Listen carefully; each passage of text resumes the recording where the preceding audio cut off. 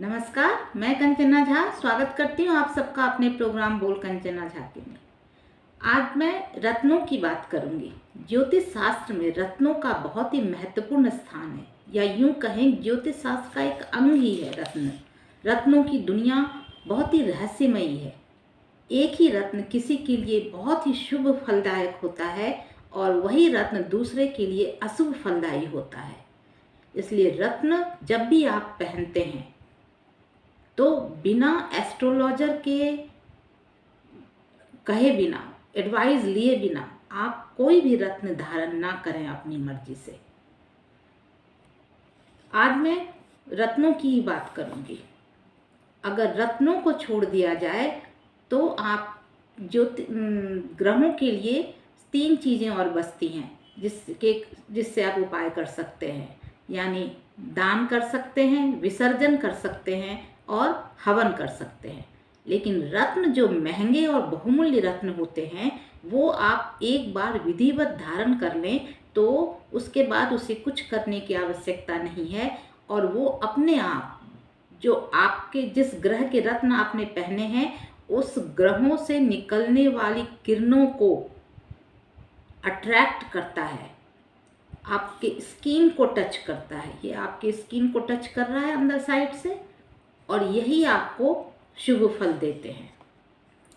प्रकृति की गोद में बहुत चीज़ें हैं जो मनुष्य जाति के लिए मूल्यवान हैं, लेकिन बिना किसी मूल्य के प्रकृति ने हमें दिया है।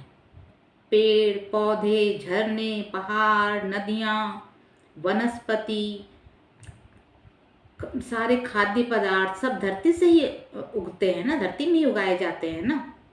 सब कुछ, फल फूल, सब कुछ, मतलब क्या नहीं दिया है। प्रकृति की गोद में है ये सब कुछ। लेकिन प्रकृति के गर्भ में भी बहुत चीज़ें समाई हुई हैं। बहुत सारे मिनरल्स, अनेकों प्रकार के मिनरल्स, कोयले की खदान, सब कुछ प्रकृति के गर्भ में छिपा हुआ है। और उन्हीं खनिज पदार्थों को जब निकाला जाता है तो उन्हीं के साथ ये बहुमूल्य रत्न जो हैं वो उन्हीं के साथ छोटे छोटे टुकड़ों में निकलते हैं, जिनको रासायनिक और भौतिक प्रोसेस के द्वारा करके हमारे पहनने योग्य बनाया जाता है। अब हम बात करेंगे कि कौन सा ग्रह किसके के मुख्य रत्न क्या है, उपरत्न क्या है, और उसके वनस्पति उसका कौन सा है। सूर्य का रत्न है माणिक्य। भाग्यशाली लोग ही इसे पहनते हैं, जिसको आप रूबी भी कहते हैं। और गार्नेट, स्पाइनल रूबी, अंबर, ये सब, तांबड़ा, लालड़ी, ये सब इसके उपरत्न हैं। और वनस्पति है आक की जड़। चंद्र का मुख्य रत्न मोती है और उपरत्न चंद्रमणि है। मरियम भी है, मूसा भी है, और भी बहुत सारे उपरत्न है, मैं मेन बता रही हूँ। और वनस्पति है इसका खिरनी का जड़। तीसरे नंबर पर आता है मंगल। मंगल का मुख्य रत्न है मूंगा, कोरल, और इसका उपरत्न है इसके सिंदूरिया, प्रवाल, संगमुंगी, और वनस्पति है जटामासी। बुद्ध का मुख्य रत्न है ग्रीन एमेरल्ड यानी पन्ना। उपरत्न है ग्रीन जेड, ऑनिक्स आदि। और विधारा इसकी वनस्पति है, विधारा की जड़। गुरु का मुख्य रत्न है पुखराज, येलो सफायर, और उपरत्न है गोल्डन टोपाज, गोल्ड स्टोन, आगेट, सुनहली इत्यादि। और वनस्पति है इसका केले की जड़ या हल्दी की गांठ। शुक्र का मुख्य रत्न है हीरा। हीरा बहुत ही सबसे सर्वाधिक महंगे रत्नों में से है, और ये काफ़ी कठोर भी होता है। इसलिए और हीरा इतना कठोर होता है कि अगर इंसान 10 साल तक उसको पहन ले तो वो उसके स्वभाव में भी कठोरता आ जाती है। इसलिए हीरे की जगह अगर आप ओपल का उपयोग करें तो अच्छा है। इसका उपरत्न भी है ओपल और क्रिस्टल, वाइट जेड, ये सब इसके उपरत्न हैं। और गूलर की जड़ इसका वनस्पति है। शनि का मुख्य रत्न है नीलम। और उपरत्न में आप लोहे को पहन सकते हैं, लोहे का छल्ला जो घोड़े की नाल या नाव के कील से बनाई जाती है, उसकी अंगूठी बनाकर आप पहन सकते हैं। और उसका उपरत्न नीली भी है, नीलमणि भी है। और वनस्पति है समी की जड़। राहु का मुख्य रत्न है गोमेद, उपरत्न जिरकन, हरीद, त्रिनकांत आदि इसके उपरत्न हैं। और फिरोजा भी। और वनस्पति में तो नहीं है इसकी जगह आप हाथी के दांत, गजदंत पहन सकते हैं। केतु का मुख्य रत्न है लहसुनिया, कैट्स आई। और इसका उपरत्न है लाजवर्थ। और वनस्पति है कुसा आपने धार्मिक कार्यों में उसका उपयोग करते हुए देखा होगा। इसके अलावा भी कई तरह के पत्थर होते हैं, जैसे सुलेमानी पत्थर, जजमानी और आलेमानी, हकीक होते हैं, बहुत कई रंग के हकीक होते हैं। ये सुलेमानी, जजमानी ये सब जो है ना अरेबियन कंट्रीज़ में ज़्यादा यूज़ होते हैं। मुस्लिम संप्रदाय के लोग इसको ज़्यादा पहनते हैं। और हकीक बहुत सस्ते होते हैं, लेकिन इसलिए उसका उपयोग मूर्तियों को बनाने में और मालाएं बनाने में किया जाता है। एक होता है टाइगर स्टोन, बिल्कुल टाइगर के शरीर के तरह वो पत्थर होता है, ब्राउनिश होता है और उसमें धारियां बनी हुई होती हैं। जब आप में कॉन्फिडेंस की कमी हो तब आप इसका ब्रेसलेट या इसकी अंगूठी पहन सकते हैं। प्रकृति ने अद्भुत पत्थर दिया है, रत्न पारस, मनुष्य को। ये पारस जब लोहे को छूता है तो लोहा भी सोना हो जाता है ना। अब हम ये देखेंगे कि रत्न पाए कहाँ जाते हैं, ये तो मैंने पहले बता दिया। अब मैं आपको ये बताती हूँ कि रत्न कब काम करते हैं। जब आपका समय अच्छा हो तो यंत्र, मंत्र, ग्रह, नक्षत्र, औषधि सब कुछ आपका सहयोग करती है। लेकिन जब आपका समय विपरीत चल रहा हो तो आपके कर्म और आपका धर्म ही आपका साथ देता है। रत्नों को कौन पहन सकता है? जिनकी प्राइमरी आवश्यकताएं पूरी हो जाती हैं, तब भी वो सेकेंडरी भी कुछ हद तक पूरी हो जाती हैं, तभी वो वैभव और विलासिता की दुनिया में जाता है, तभी वो इतने महंगे रत्न पहन सकता है। और असली रत्न को पहचान भी बहुत मुश्किल है। जो असली रत्न होते हैं बहुत महंगे होते हैं, लेकिन वो बहुत फलदायक भी होते हैं। 100% गारंटी के साथ वो रत्न पहनाए जाते हैं और वो उतना ही फल भी देते हैं। जो उपरत्न है वो मध्यम फल देने वाले होते हैं। और जो तीसरे टाइप के रत्न जो होते हैं वो बनावटी होते हैं, नकली होते हैं, देखने में आपको अट्रैक्टिव लगेंगे, लेकिन उसका फल बिल्कुल नहीं के बराबर ही मिलता है। इसलिए रत्न अगर आप धारण करें तो हमेशा उच्च कोटि का ही धारण करें। और रत्न धारण करने के लिए आप शुक्ल पक्ष में ही धारण करें, जब बढ़ता हुआ चंद्र रहता है। कुछ रत्न सूर्योदय के समय पहने जाते हैं, कुछ सूर्यास्त के बाद, और नीलम जो है वो संध्या काल में पहना जाता है। अब मैं आप लोगों से एक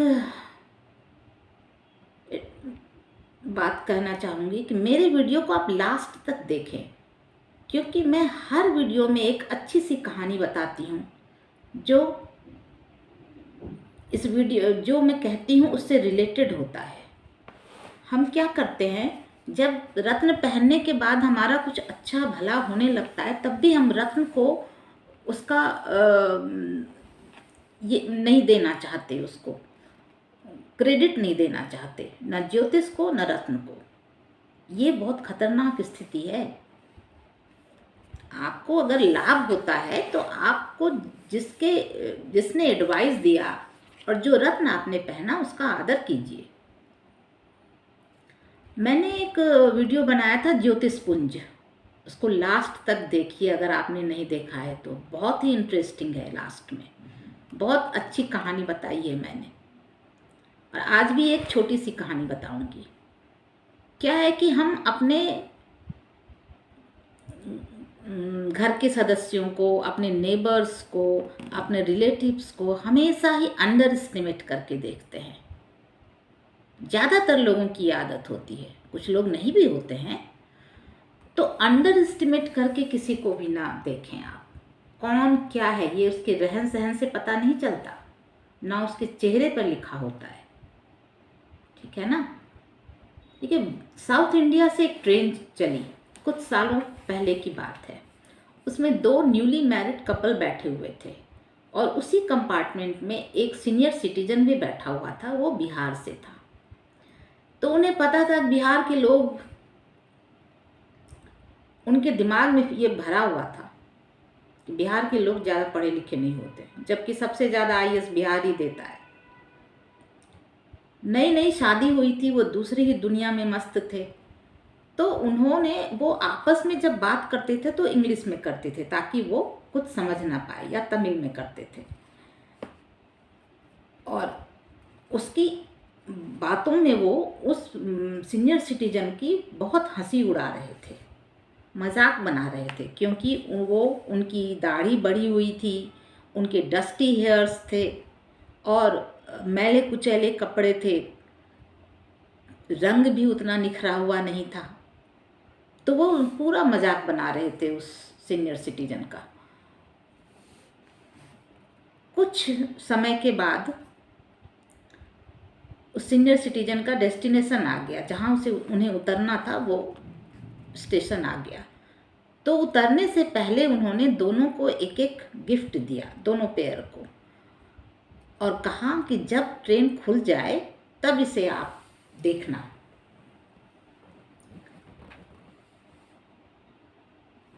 जब ट्रेन खुल गई तो उन्होंने उस रैपर को खोला, तो उस रैपर में एक बुक थी जो इंग्लिश में लिखी हुई थी। उस बुक को उन्होंने उल्टा पलटा करके देखना शुरू किया। तो बुक के लास्ट पेज में उसी इंसान की, जो वो बैठा हुआ था, उसी की एक फ़ोटो लगी हुई थी और नीचे लिखा था MA in English literature from Oxford university. समझ गए? तो किसी को भी कम मत आंकिए और किसी को भी बिल्कुल सज्जन भी मत समझिए। अगर सभी सज्जन होते ना तो ये वेस्ट बंगाल की घटना नहीं होती। और सरकार या पार्टी बदलने से कुछ नहीं होता। 10 साल पहले किसी और की सरकार थी, तब निर्भया कांड हुआ था, आज ये वेस्ट बंगाल वाली कांड हुई है। तो जो गर्ल्स, जो लेडीज़, जो महिलाएं घर से निकलती हैं काम करने, वो जहाँ काम करने जा रही हैं वहाँ उनकी सिक्योरिटी के लिए, सेफ्टी के लिए, प्रोटेक्शन के लिए क्या इंतज़ाम है, इसे भी ध्यान में रखें। नहीं है तो डिमांड करें, आपका हक बनता है। आप भी इस देश में अपनी भागीदारी दे रही हैं, आधी आबादी हैं आप भी वोट देकर सरकार चुनती हैं। अब देश के आर्थिक, सामाजिक, धार्मिक हर तरह के विकास में आपका बराबर का योगदान है। जो कंपनी, जो रेस्टोरेंट, जो हॉस्पिटल, ये सब में जहाँ भी आप काम करती हैं, वो आपसे फॉर्म भरवाते हैं कि आपकी क्वालिफ़िकेशन क्या है, आपका डेट ऑफ बर्थ क्या है, आपकी नेशनलिटी क्या है, सब कुछ, पेरेंट्स कौन है आपके। तो आपका भी हक बनता है कि आप कहें कि आप भी एक फॉर्म भर कर दें कि हमारी सुरक्षा के लिए आपके यहाँ क्या क्या इंतज़ाम है। और स्वयं भी अपनी सुरक्षा के सामान हमेशा अपने साथ रखें। दुनिया तो ऐसे ही चलेगी, नियम तो बहुत हैं नारी सुरक्षा के लिए, लेकिन नियम लागू नहीं होते कड़ाई से। और इसलिए कभी भी ये वहसीपना जो है ना, कब किस में जाग उठेगा ये कोई नहीं जानता। इसलिए हमेशा सजग रहिए। सभी कहते हैं रावण ने सीता का हरण किया था। हाँ, किया था, लेकिन रावण ने जब तक सीता को लाकर अशोक वाटिका में रखा और उसे छुआ, हाथ तक नहीं लगाया, उसकी मर्जी के बिना छुआ ही नहीं उसे। जब मंदोदरी बार बार कहती थी कि आप इन्हें राम जी को वापस भेज दें, अयोध्या भेज दें, तो उसने कहा क्यों डरते हो? अगर वो भगवान है तो मेरी मृत्यु भगवान के हाथों होगी, इसमें क्या बुराई है? आज रावण तो एक ही था अपने समय में, आज पता नहीं कितने हैं। और उस तरह का रावण भी नहीं है, आज तो वैसी हैं चारों तरफ फैले हुए। अगर मेरा वीडियो अच्छा लगे तो मेरे चैनल को सब्सक्राइब करें, लाइक करें, शेयर करें। Thank you.